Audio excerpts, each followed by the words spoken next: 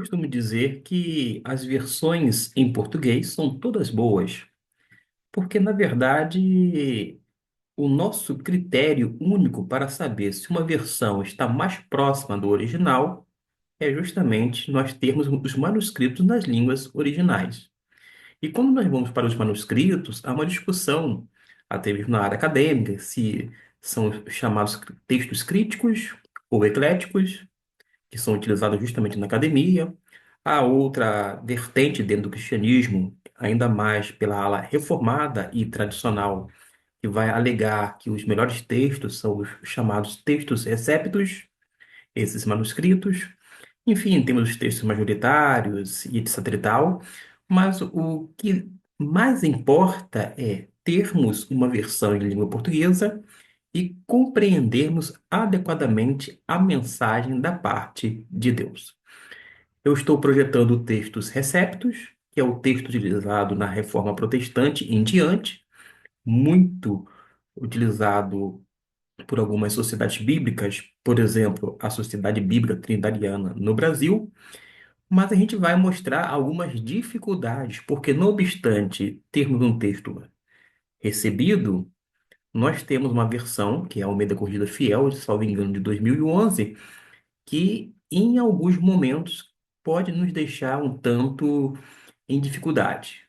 Vamos então a alguns textos que eu vou selecionar e desta forma a gente vai caminhar junto sem o intuito de falar mal da versão, pelo contrário, porque eu não avalio versão de Bíblia.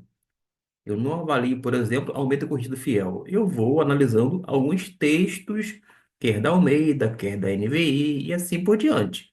Então não é algo pessoal. Mas quando nós vamos para Mateus, e é apenas uma sugestão, nós temos, a partir do texto grego, algumas questões que podem ser trabalhadas. Por exemplo, quando diz aqui batismo no Espírito Santo, nós temos no grego textos receptos. Baptizei en pneumati hagio kai piri. Pois bem, quando nós trabalhamos o texto, temos uma proposição aqui, en, batismo no, seria, na visão deste, mais adequado. Por causa de quê? Mesmo sendo uma tradução que diz batismo com o Espírito, e eu compreendo que a preposição en pode ser traduzida de acordo com o texto e contexto, como em, com, no, pelo, e assim por diante. É perfeitamente possível, tá bom?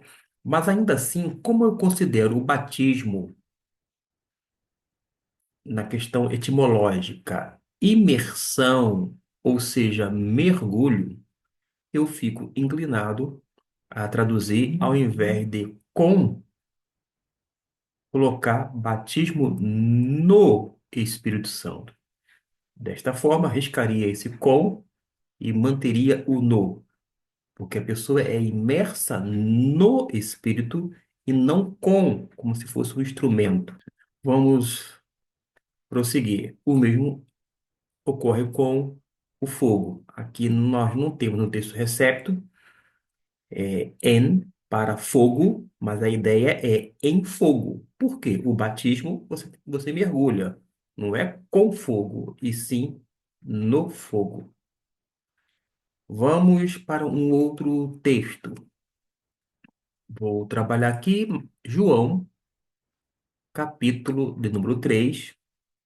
Vou, falei João e acabei clicando em Atos dos Apóstolos. Ato falho.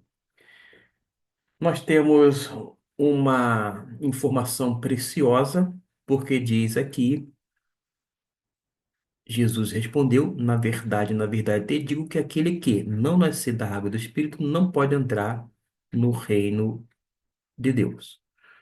Acontece que na sequência fala sobre esse nascimento espiritual, que foi traduzido como nascer de novo. Acontece que A tradução da Almeida Corrigida Fiel é tida como literal, ou seja, o processo é formal, literal. Engana-se quem pensa que tradução literal significa palavra por palavra. Nem sempre isto é possível, não apenas nesta versão, como em nenhuma outra, por conta das nuances das línguas originais. E até mesmo quando a gente vai verter para as nossas línguas, as línguas existentes na face da Terra. Mas quando se fala em nascer de novo, comumente aceitável, porque há um entendimento que esse nascimento é espiritual, não é um nascimento biológico, natural. Nós sabemos disto. Mas nascer de novo não foi traduzido, digamos, literalmente, ao pé da letra. Por quê? A palavra novo aqui é esta que eu vou destacar. Anoten. Anoten significa literalmente de cima ou do alto. Se fosse traduzido ao pé da letra, ficaria nascer do alto. Jesus está dizendo: não te maravilhes de ter dito, necessário vos é nascer do alto, numa referência, naturalmente, ao nascimento espiritual. Desta forma, eu prefiro manter a tradução a partir, literalmente, do termo anatem, que indica ao nascimento do alto, ou que é equivalente ao nascimento espiritual. A ideia é a mesma, eu sei, mas é preferível, na visão deste, dizer ou traduzir como do alto, porque é isto que o texto literalmente está dizendo. Nós temos aqui, ó, genetenai, genetenai, anotem, ou seja, nascer de cima, nascer do alto. É o que diz o texto numa tradução. O que houve aqui é o que nós podemos chamar de uma interpretação. O tradutor entendeu perfeitamente que era do alto, mas ele acabou fazendo um ajuste. Vamos para um outro texto que necessariamente não estava no script, mas eu vou fazer uma verificação. Vamos aqui. De fato, a palavra dons não consta, quer neste manuscrito, texto do Recepto, quer em outros manuscritos, mas a gente sabe que quando fala peripeton pneumaticon, ou seja, se refere a coisas espirituais, se é que eu posso traduzir dessa maneira para que você venha entender. São coisas espirituais, mas faz alusão aos dons espirituais. Desta forma que está entre colchete, na tradução da Almeida Corrigida Fiel, é porque realmente não consta dons, mas é acerca dos espirituais, das coisas espirituais, como que a gente poderia traduzir. Nós podemos ver algo, deixa eu ver, no versículo 13, ver como é que ficou muito bem traduzido, pois todos nós fomos batizados em um Espírito, ou seja, batismo é imersão, mergulho.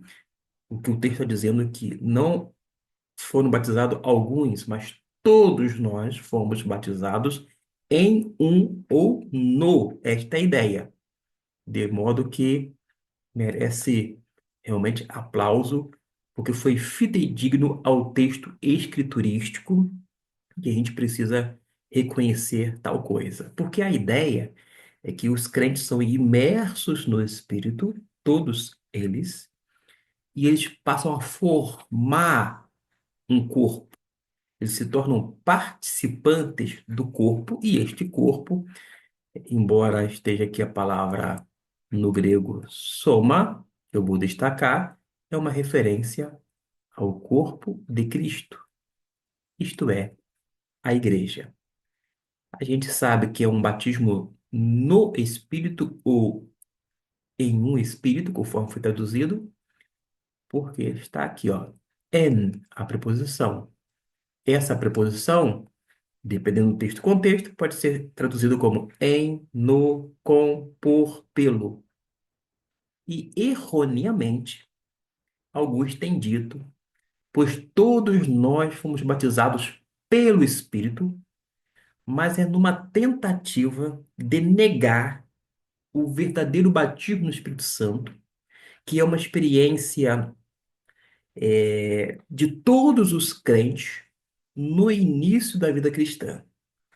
Aí eles querem fazer um ajuste para tentar dizer que existe um batismo pelo Espírito Santo, onde todas as pessoas são imersas por ele, isto é, pelo Espírito, mas existe um batismo distintos no Espírito Santo. Acontece que neste versículo 13, 1 Coríntios capítulo 12, bem como outros 6 versículos da Bíblia no Novo Testamento, diz claramente que as pessoas são batizadas no Espírito e quem efetua essa imersão é a pessoa de Jesus. Logo, não há exceção aqui.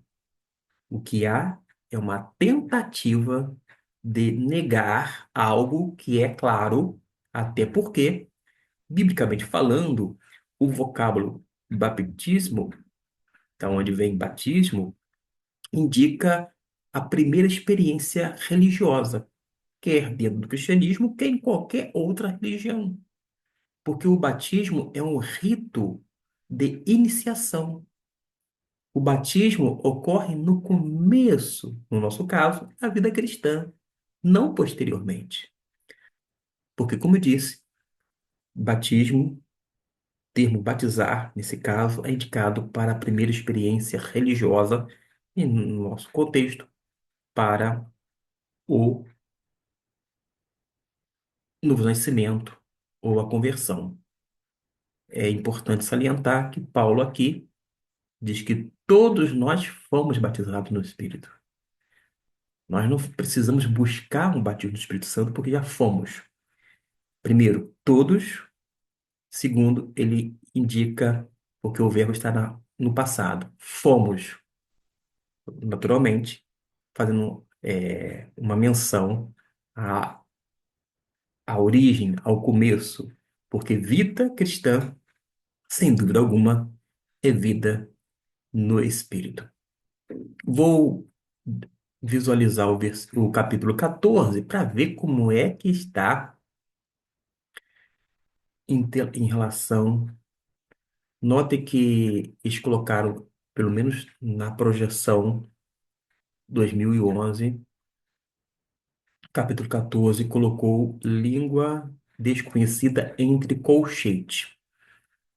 Porque o que fala em língua desconhecida, dentro da tradição reformada, 1 Coríntios capítulo 14 faz menção a línguas estrangeiras. Esse emprego desconhecida está indicando que é desconhecida, ou seja, é diferente da comumente falada por aqueles crentes que estavam na igreja em Corinto, mas não tem nenhuma associação com uma língua, digamos, misteriosa, uma língua angelical ou até mesmo uma língua estranha, conforme nós vemos não apenas dentro do cristianismo, mas também em outras religiões. Quando se estuda o fenômeno de línguas, e eu não estou aqui me reportando ao fenômeno bíblico, mas ao fenômeno como um todo, em termos de análise ou observação, nós temos a informação de que é anterior ao cristianismo. Cerca de 1100 anos antes de Cristo, já há registro de línguas incompreensíveis em atos de cultos pagãos, 1100 anos antes de Cristo, naquela região de Ciro, da Síria, Biblos, na Palestina, naquela região. E nós temos também Platão citando através de alguns diálogos, línguas frenéticas, línguas incompreensíveis, demonstrando que o fenômeno de línguas é anterior ao cristianismo. Depois precisamos analisar qual é a natureza deste fenômeno bíblico. Não estou dizendo que são as mesmas coisas, pode ter alguma semelhança, mas pode ter também diferenças. Nós não vamos agora trabalhar esse elemento, mas nós verificamos também, hoje em dia, por exemplo, nas diversas religiões, grandes inclusive, o fenômeno de línguas incompreensíveis. O muçulmano tem um grupo que fala línguas incompreensíveis dentro do judaísmo, do shintoísmo, do hinduísmo. Quando a gente se reporta à Groenlândia, lá naqueles esquimós, com os cultos ancestrais, eles falam até hoje línguas incompreensíveis. Dentro do vodu haitiano, também falam línguas incompreensíveis. Dentro do baixo espiritismo, no Brasil, nós temos registro de línguas incompreensíveis.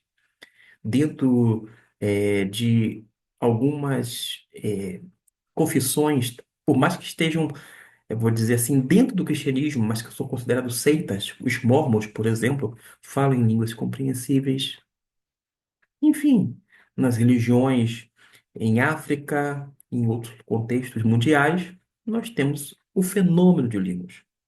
Eu estou dizendo que é tudo a mesma coisa, colocando tudo dentro do mesmo pacote? Claro que não. Mas a gente precisa analisar a natureza das línguas dentro das escrituras sagradas e podemos, quem sabe, fazer uma análise séria, um estudo criterioso sobre o fenômeno de línguas em outras religiões. O conhecimento não gera caos, a ignorância sim. Mas a gente pode aprender cada vez mais e mais com a palavra de Deus. Fiquemos com estas observações. A Almeida Corrigida Fiel cumpre lá o seu papel. Temos o texto recebido, que tem muito a contribuir para as nossas versões que adotam a forma literal.